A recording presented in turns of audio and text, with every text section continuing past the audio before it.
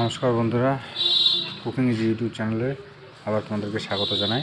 আজকে আবার আমি একটা চিকেনের নতুন রেসিপি নিয়ে এসেছি তোমাদের সামনে।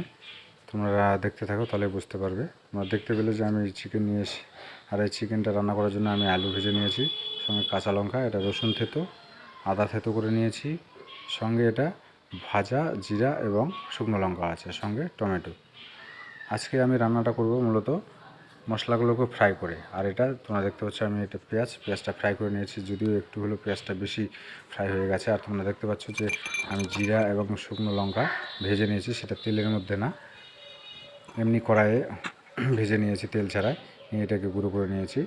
মানে মশলাগুলোকে সব ফ্রাই করে তারপরে সে মাংসটা রান্না হবে। আমি কড়াইয়ে তেল দিয়ে দিয়েছি, দেওয়ার পরে এখানে ফোড়নের জন্য আমি তেজপাতা দিয়ে দিয়েছি আর কয়েকটা গোটা জিরা দিয়ে দিলাম।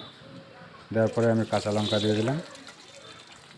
তোমরা ভিডিওটা দেখতে থাকো, তাহলে বুঝতে পারবে যে কীভাবে রেসিপিটা তৈরি হচ্ছে। আমি টমেটো দিয়ে দিলাম, দেওয়ার পরে আমি আদা থেতো দিয়ে দিলাম।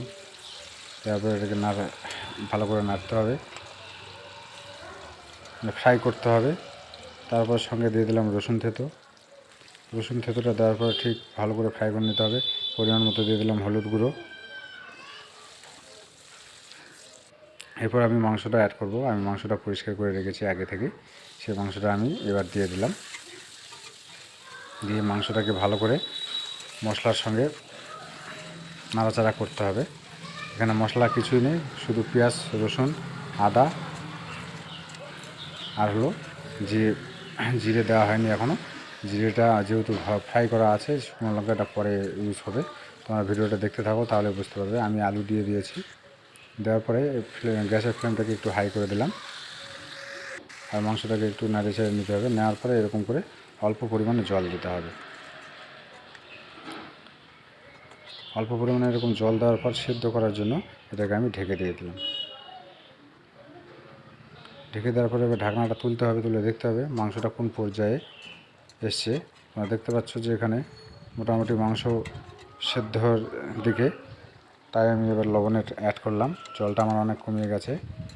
আর লেগ পিসগুলো দেখছো যে মাংস ছড়িয়ে আছে। এবার এর মধ্যে আমি সেই ফ্রাই করা পেঁয়াজটা দিয়ে দিলাম। যদিও পেঁয়াজটা একটু বেশি ফ্রাই হয়ে গেছে, তোমরা একটু কম করে ফ্রাই করবে।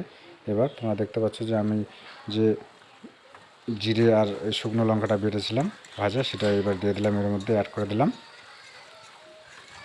দেওয়ার পরে মাংসটাকে ভালো করে নাড়াচাড়া করতে হচ্ছে। করার পরে আমি এটাতে মিট মশলা ইউজ করছি, কারণ মাংসটা আমার প্রায় শেষের দিকে কষা হয়ে গেছে মাংস।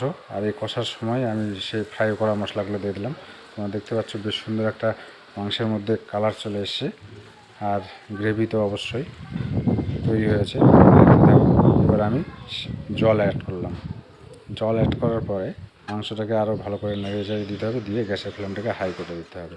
তোমরা দেখতে পাচ্ছ যে মাংস বেশ সুন্দর একটা কালার সঙ্গে গ্রেভি তৈরি হয়ে গেছে। এইভাবে তোমরা বাড়িতে রান্না করতে পারবে। আর এরপর ঝোলটাকে ফোটানোর জন্য আমি ঢাকা দিয়ে দিলাম। ঢাকা দেওয়ার পরে কী করব, মাংসটা হয়েছে কিনা, রেডি হয়েছে কিনা, তাই ঢাকনাটা তুললাম। তোমরা দেখতে পাচ্ছ যে মাংস রেডি হয়ে গেছে, জল অনেকটাই কমে এসছে, খুব সুন্দর একটা গ্রেভি তৈরি হয়েছে। আর মাংসটা নামানোর আগে আমি এখানে গরম মশলার গুঁড়ো ইউজ করছি। তোমরা পারলে গোটা গরম মশলা ইউজ করতে পারো, কিন্তু আমি এখানে গুঁড়ো গরম মশলা ইউজ করছি। আমার মাংসটা একদম রেডি হয়ে গেছে, মাংস সেদ্ধ হয়ে গেছে যথেষ্ট পরিমাণে। তোমরা দেখতে পাচ্ছ যে হাড় বেরিয়ে আছে মাংস থেকে। আর এই যে আমার এটা শেষ পর্যায়ে আমি এটা প্লেটে রেখেছি তোমাদেরকে দেখানোর জন্য যে মাংসটা কত সুন্দর হলো। তাহলে তোমরা বাড়িতে এইভাবে ট্রাই করতে পারবে। ধন্যবাদ বন্ধু।